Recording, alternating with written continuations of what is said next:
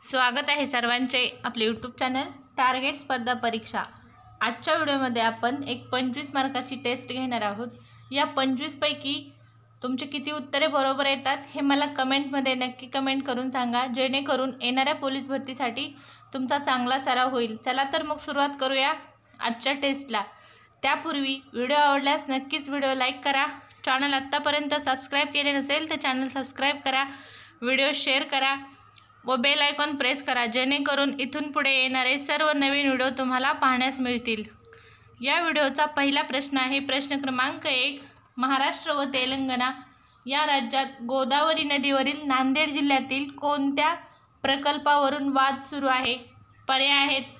पर्याय क्रमांक 1 कोथळी बंधारा, पर्याय क्रमांक 2 निमगोदा, पर्याय क्रमांक 3 बाभळी बंधारा आणि पर्याय क्रमांक 4 आहे मन्याड बंधारा। तर या प्रश्नाचे योग्य उत्तर आहे पर्याय क्रमांक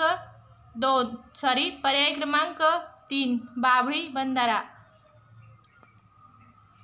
या प्रकल्पावरून महाराष्ट्र व तेलंगणा या दोन राज्यात गोदावरी नदीवरील नांदेड जिल्ह्यामध्ये वाद सुरू आहे। प्रश्न क्रमांक 2 ड्राय आईस काय असतो? पर्याय आहेत। पर्याय क्रमांक 1 नायट्रोजन, पर्याय क्रमांक 2 कार्बन डायऑक्साईड, पर्याय क्रमांक 3 हेलियम आणि पर्याय क्रमांक 4 आहे पोटॅशियम। तर या प्रश्नाचे योग्य उत्तर आहे पर्याय क्रमांक 2 ड्राय आईस म्हणजेच कार्बन डायऑक्साईड होय। प्रश्न क्रमांक 3 शेतीसाठी उपयुक्त असे कंपोस्ट हे खत कोणत्या प्राण्यापासून मिळवले जाते?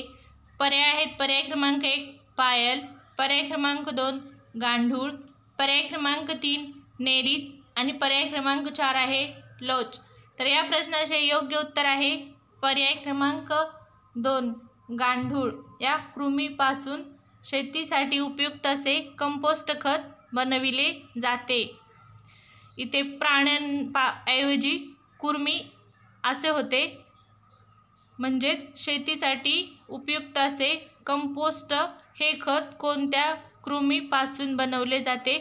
तर या प्रश्नाचे योग्य उत्तर आहे पर्याय क्रमांक 2 गांडूळ या कृमीपासून हे कंपोस्ट खत बनविले जाते। प्रश्न क्रमांक 4 आशिया खंडातील सर्वात पहिला सहकारी साखर कारखाना कोठे आहे? पर्याय आहेत। पर्याय क्रमांक 1 संगमनेर, पर्याय क्रमांक 2 प्रवरानगर, पर्याय क्रमांक 3 श्रीगोंदा आणि पर्याय क्रमांक 4 आहे कोपरगाव। तर या प्रश्नाचे योग्य उत्तर आहे पर्याय क्रमांक 2 प्रवरानगर या ठिकाणी आशिया खंडातील सर्वात पहिला सहकारी साखर कारखाना स्थित आहे। प्रश्न क्रमांक 5 नीती आयोगाचे अध्यक्ष कोण आहेत? पर्याय आहेत। पर्याय क्रमांक 1 अरविंद पनगिरिया, पर्याय क्रमांक 2 राजनाथ सिंह, पर्याय क्रमांक 3 श्री नरेंद्र मोदी, पर्याय क्रमांक 4 अरुण जेटली। तर या प्रश्नाचे योग्य उत्तर आहे पर्याय क्रमांक 3 भारताचे पंतप्रधान श्री नरेंद्र मोदी हे नीती आयोगाचे अध्यक्ष आहेत, कारण देशाचे पंतप्रधान हे नीती आयोगाचे अध्यक्ष असतात। नियोजन आयोगाची पुनर्रचना करून नीती आयोगाची स्थापना केलेली आहे आणि या नीती आयोगाचे अध्यक्ष हे देशाचे पंतप्रधान नरेंद्र मोदी हे आहेत। प्रश्न क्रमांक 6 आशियातील नोबेल म्हणून कोणता पुरस्कार ओळखला जातो? पर्याय आहेत। पर्याय क्रमांक 1 रॅमन मॅगसेस, पर्याय क्रमांक 2 मॅन बुकर, पर्याय क्रमांक 3 महात्मा गांधी शांतता पुरस्कार, पर्याय क्रमांक 4 टेलर पुरस्कार। तर या प्रश्नाचे योग्य उत्तर आहे पर्याय क्रमांक 1 रॅमन मॅगसेस पुरस्कार हा आशियातील प्रति नोबेल म्हणून ओळखले जातो। प्रश्न क्रमांक 7 मधुमेह विकारांमध्ये कशाचा वापर केला जातो? पर्याय आहेत। पर्याय क्रमांक 1 इन्सुलिन, पर्याय क्रमांक 2 आयोडीन, पर्याय क्रमांक 3 इंटरफेरॉन, पर्याय क्रमांक 4 यापैकी नाही। तर या प्रश्नाचे योग्य उत्तर आहे पर्याय क्रमांक 1 इन्सुलिन याचा मधुमेह विकारांमध्ये वापर केला जातो। प्रश्न क्रमांक 8 कोणत्या पोर्तुगीज राजाने नौकायानास उत्तेजन दिले? पर्याय आहेत पर्याय क्रमांक 1 विल्यम, पर्याय क्रमांक 2 विल्सन, पर्याय क्रमांक 3 निकोलस आणि पर्याय क्रमांक 4 आहे हेनरी। तर या प्रश्नाचे योग्य उत्तर आहे पर्याय क्रमांक 4। तर या प्रश्नाचे योग्य उत्तर आहे पर्याय क्रमांक 4।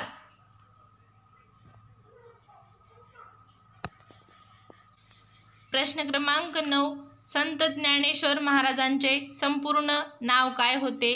पर्याय आहेत पर्याय क्रमांक 1 ज्ञानेश्वर मोरोपंत कुलकर्णी, पर्याय क्रमांक 2 ज्ञानेश्वर सखोलपंत कुलकर्णी, पर्याय क्रमांक 3 ज्ञानेश्वर विठ्ठलपंत कुलकर्णी आणि पर्याय क्रमांक 4 आहे ज्ञानेश्वर बंडोपंत कुलकर्णी।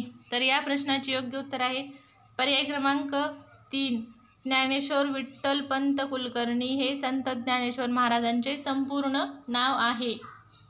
प्रश्न क्रमांक 10 पॅसिफिक महासागर आणि पृथ्वीचा किती टक्के भाग प्रश्न असा आहे पॅसिफिक महासागर याने पृथ्वीचा किती टक्के भाग व्यापला आहे? पर्याय आहेत पर्याय क्रमांक 1 33%, पर्याय क्रमांक 1 आहे 23%, पर्याय क्रमांक 2 आहे 33%, पर्याय क्रमांक 3 आहे 30% व पर्याय क्रमांक 4 आहे 53%। तर या प्रश्नाचे योग्य उत्तर आहे पर्याय क्रमांक 2 33% एवढा भाग पॅसिफिक महासागराने पृथ्वीचा व्यापला आहे। प्रश्न क्रमांक 11 सौदी अरेबियाची राजधानी कोठे आहे? पर्याय आहेत पर्याय क्रमांक 1 जेहाद, पर्याय क्रमांक 2 रियाद, पर्याय क्रमांक 3 अबुधाबी व पर्याय क्रमांक 4 आहे यापैकी नाही। तर या प्रश्नाचे योग्य उत्तर आहे पर्याय क्रमांक 2 रियाद ही सौदी अरेबियाची राजधानी आहे किंवा सौदी अरेबियाची राजधानी रियाद या ठिकाणी आहे। प्रश्न क्रमांक 12 कोणत्या शहरात श्रीलंकेची प्राचीन राजधानी म्हणतात? कोणत्या शहरात श्रीलंकेची प्राचीन राजधानी म्हणतात? पर्याय आहेत पर्याय क्रमांक 1 राधानगर, पर्याय क्रमांक 2 जाफना, पर्याय क्रमांक 3 कॅन्डी व पर्याय क्रमांक 4 आहे अनुराधापूर। तर या प्रश्नाचे योग्य उत्तर आहे पर्याय क्रमांक 4 अनुराधापूर या शहरात श्रीलंकेची प्राचीन राजधानी आहे किंवा प्राचीन राजधानी म्हणतात। प्रश्न क्रमांक 13 भांड्यांना कलई करण्यासाठी कोणत्या धातूचा वापर केला जातो? पर्याय आहेत पर्याय क्रमांक 1 चांदी, पर्याय क्रमांक 2 कथील, पर्याय क्रमांक 3 जस्त आणि पर्याय क्रमांक 4 आहे मॅग्नीज। तर या प्रश्नाचे योग्य उत्तर आहे पर्याय क्रमांक 2 कथील याचा वापर भांड्यांना कलई देण्यासाठी केला जातो। प्रश्न क्रमांक 14 RTGS हे कशाचे संक्षिप्त रूप आहे? पर्याय आहेत पर्याय क्रमांक 1 रिअल टाइम ग्रॉस सेटलमेंट, पर्याय क्रमांक 2 रिअल टाइम ग्रुप सिस्टीम, पर्याय क्रमांक 3 रिअल टाइम गॅप सिस्टीम आणि पर्याय क्रमांक 4 आहे रिअल टाइम ग्रॉस सिस्टीम। तर या प्रश्नाचे योग्य उत्तर आहे पर्याय क्रमांक 1 रिअल टाइम ग्रॉस सेटलमेंट म्हणजेच RTGSचे संक्षिप्त रूप होय।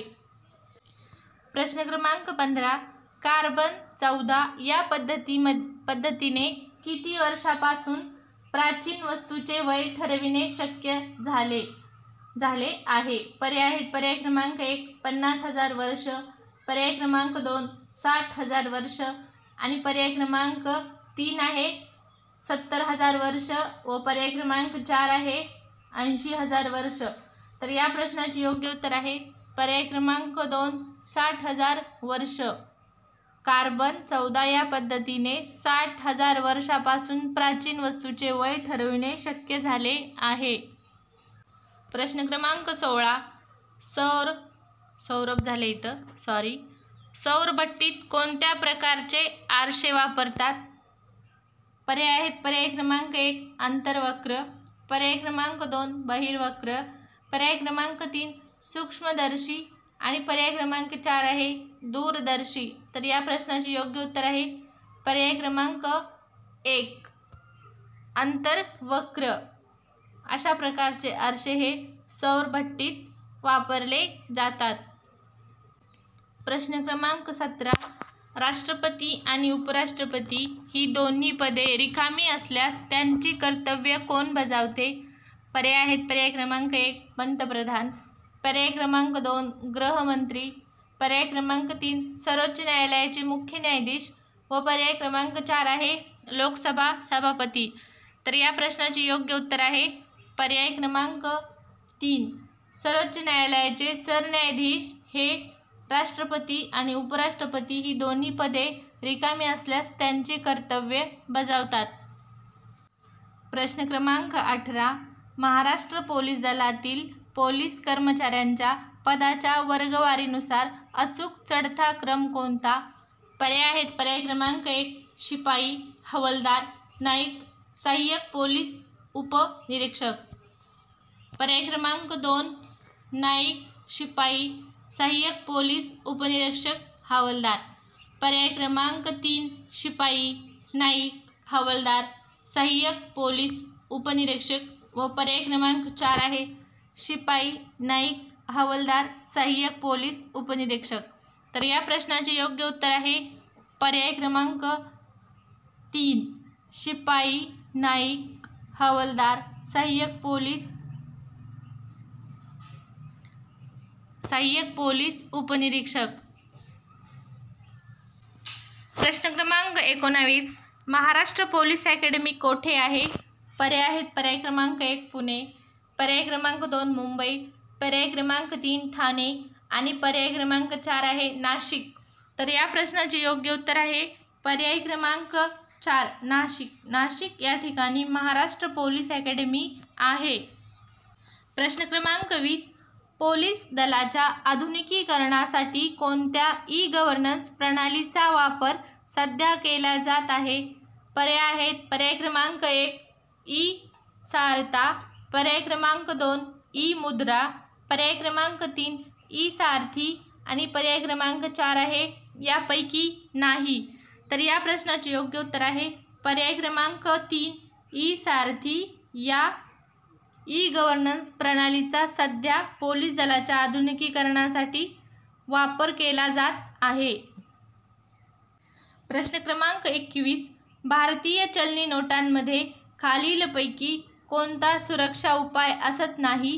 पर्याय आहेत. पर्याय क्रमांक 1 वॉटरमार्क, पर्याय क्रमांक 2 सुरक्षा धागा, पर्याय क्रमांक 3 लेटेड इमेज, पर्याय क्रमांक 4 बायोमेट्रिक. तर या प्रश्नाचे योग्य उत्तर आहे पर्याय क्रमांक 4 बायोमेट्रिक. हे भारतीय चलनी नोटांमध्ये हा सुरक्षा उपाय असत नाही. प्रश्न क्रमांक 22. डिप्रेस्ड क्लासेस मिशनची स्थापना कोणी केली? पर्याय आहेत. पर्याय क्रमांक 1 डॉक्टर आंबेडकर, पर्याय क्रमांक 2 शाहू महाराज, पर्याय क्रमांक 3 विठ्ठल रामजी शिंदे, पर्याय क्रमांक 4 कर्मवीर भाऊराव पाटील. तर या प्रश्नाचे योग्य उत्तर आहे पर्याय क्रमांक 3 विठ्ठल रामजी शिंदे यांनी डिप्रेस्ड क्लासेस मिशनची स्थापना केली आहे. प्रश्न क्रमांक 23. सातारा येथील प्रति सरकारची स्थापना कोणत्या चळवळीच्या वेळेस नाना पाटील यांनी केली? पर्याय आहेत. पर्याय क्रमांक 1 होम रूल चळवळ, पर्याय क्रमांक 2 असहकार चळवळ, पर्याय क्रमांक 3 सविनय कायदेभंग आणि पर्याय क्रमांक 4 आहे चले जाव चळवळ. तर या प्रश्नाचे योग्य उत्तर आहे पर्याय क्रमांक 4 चले जाव चळवळ. यावेळेस सातारा येथील प्रति सरकारची स्थापना केली आहे. प्रश्न क्रमांक 24. क्रांतिसिंह नाना पाटील व जी.डी. बापू लाड यांनी कोणती सेना उभारून राष्ट्रीय चळवळीत योगदान दिले? पर्याय आहेत. पर्याय क्रमांक 1 तुफान सेना, पर्याय क्रमांक 2 वानर सेना, पर्याय क्रमांक 3 बहुजन सेना व पर्याय क्रमांक 4 आहे मावळे सेना. तर या प्रश्नाचे योग्य उत्तर आहे पर्याय क्रमांक या प्रश्नाचे योग्य उत्तर आहे पर्याय क्रमांक 1 तुफान सेना. क्रांतिसिंह नाना पाटील व जी.डी. बापू लाड यांनी तुफान सेना उभारून राष्ट्रीय चळवळीत योगदान दिले आहे. प्रश्न क्रमांक 25, सावित्रीबाई फुले यांचे जन्मगाव कोणते? या व्हिडिओचा शेवटचा प्रश्न आहे हा. प्रश्न क्रमांक 25, या प्रश्नाचे पर्याय आहेत. पर्याय क्रमांक 1 नायगाव, पर्याय क्रमांक 2 खटाव, पर्याय क्रमांक 3 कटगुण व पर्याय क्रमांक 4 आहे मुळशी. तर या प्रश्नाचे योग्य उत्तर आहे पर्याय क्रमांक 1 नायगाव हे सावित्रीबाई फुले यांचे जन्मगाव आहे. या व्हिडिओमध्ये इतकेच. व्हिडिओ आवडल्यास नक्कीच व्हिडिओ लाईक करा. चॅनल आत्तापर्यंत सबस्क्राईब केले नसेल तर चॅनल सबस्क्राईब करा. व्हिडिओ शेअर करा जेणेकरून सर्व विद्यार्थ्यांपर्यंत आपला व्हिडिओ पोहोचला पाहिजे. या व्हिडिओमध्ये इतकेच. धन्यवाद.